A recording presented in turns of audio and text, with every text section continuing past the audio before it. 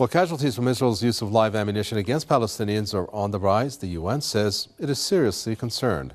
The UN's humanitarian coordinator says 8 Palestinian civilians have been killed in the occupied West Bank since mid-November. The victims include 3 minors and 1 woman. Israeli troops frequently raid homes in the territory and kidnap residents, provoking occasional clashes. Now the UN's humanitarian coordinator urges maximum restraint to prevent further civilian casualties. It says using live ammo against civilians may constitute the excessive use of force. The UN also calls for independent investigators into such incidents and justice for victims. Joe Catrone joins us from the International Solidarity Movement from the Gaza Strip to give us his thoughts on this.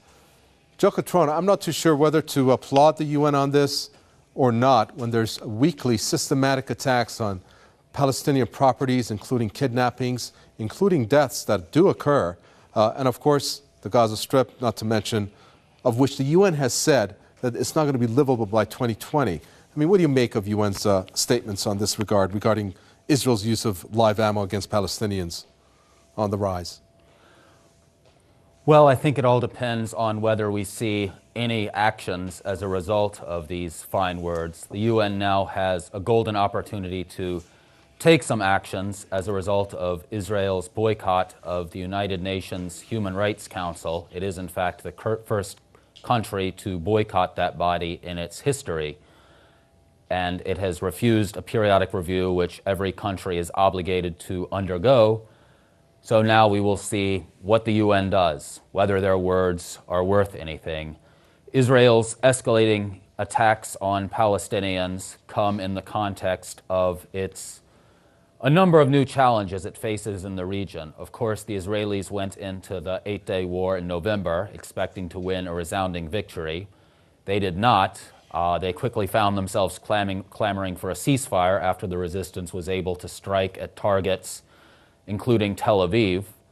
Additionally, Israel faces new military threats or military challenges throughout the region, including Hezbollah's enhanced capabilities, which it demonstrated recently by flying an unmanned aerial vehicle, a drone, over the occupied territories, as well as new political challenges stemming from the Arab Spring and the rise of new, considerably less conciliatory governments throughout the region.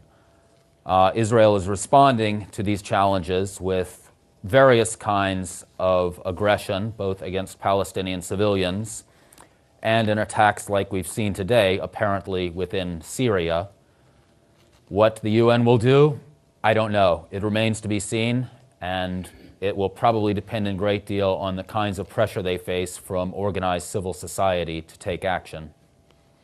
Well, you know, security challenges of Israel to play out in forms of aggression against civilians in the occupied territories doesn't quite justify it. But interesting, Joe Catrone, and quickly if you can respond, the UN has also called for independent investigations into such incidents and justice for victims. I think people like you perhaps come into this picture when the UN is calling for it.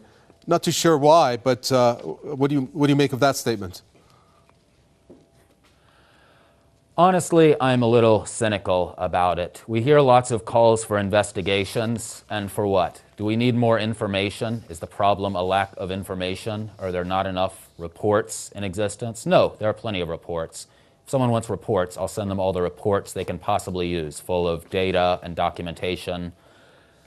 A lack of information is not the problem. The UN is proposing new information gathering mechanisms, perhaps to stall a little bit and to distract public attention from the real problem, which is simply a lack of accountability based on the information we already have, which is readily available to anyone who cares to look for it. Very well, indeed. Thank you. Joe Catrone, it's good to see you from the International Solidarity Movement there in Gaza.